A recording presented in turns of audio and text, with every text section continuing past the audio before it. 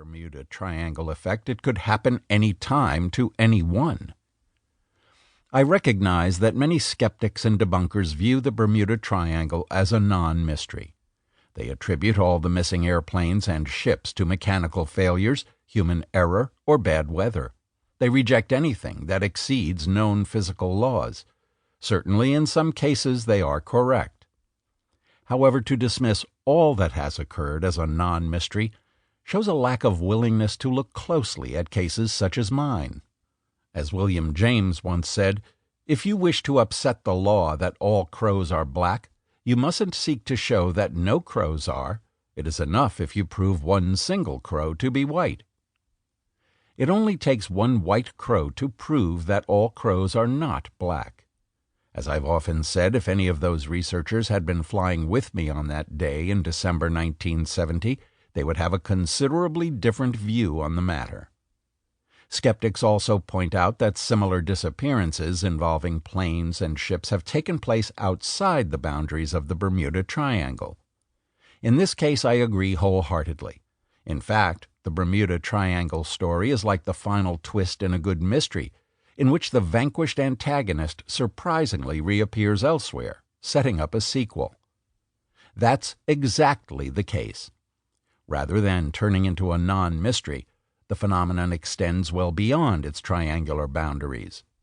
I've received dozens of stories from people who have encountered what I call electronic fog, and some of the people have experienced time warps and teleportation. Some of the events occurred in the legendary waters off the east coast of Florida, but others happened elsewhere, including the Pacific Ocean, Lake Michigan, and on land. In essence, there is no actual Bermuda Triangle, but places throughout the world where warps in the space-time continuum appear on occasion, sometimes with baffling consequences. From my years of research, I'm convinced these mysterious events that seem outside the realm of possibility could happen virtually anywhere. That includes the Indian Ocean, where Malaysian Flight 370 disappeared. In Beyond the Bermuda Triangle, I'll take you firsthand, step by step, through my experience. You'll hear about what I saw, what I felt, and how I reacted. I'll also tell the stories of other pilots and boat captains, as well as the tales of people who have encountered the fog while walking at night on a golf course or driving their cars in remote areas. I'll include stories from famed pilot Charles Lindbergh and aeronautical author Martin Caidin, and even Christopher Columbus.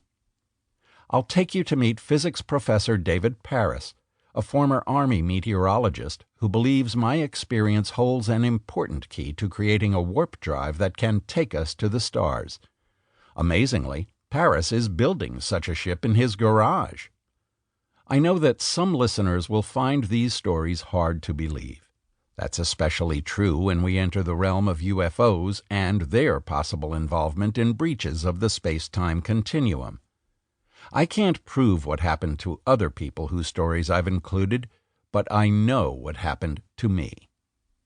In my case, I was stunned by the behavior of an enormous cloud that seemed to be chasing me, that seemed to be sentient, conscious, by the fog that surrounded the plane mile after mile, by the malfunctioning of all my electronic equipment, including 2 compasses.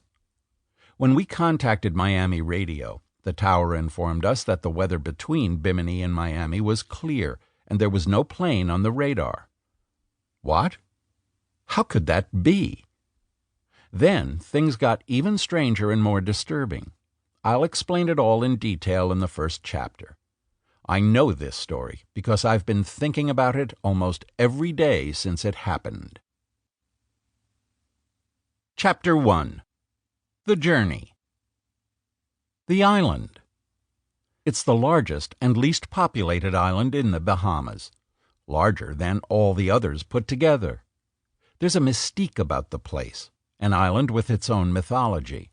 Yet Andros Island is not as widely known or visited as the tourist destinations of Nassau and Freeport. It's mostly forested with hundreds of tiny islets and 178 blue holes, entrances to a vast underwater cave system that pockets the island. I'll talk more about the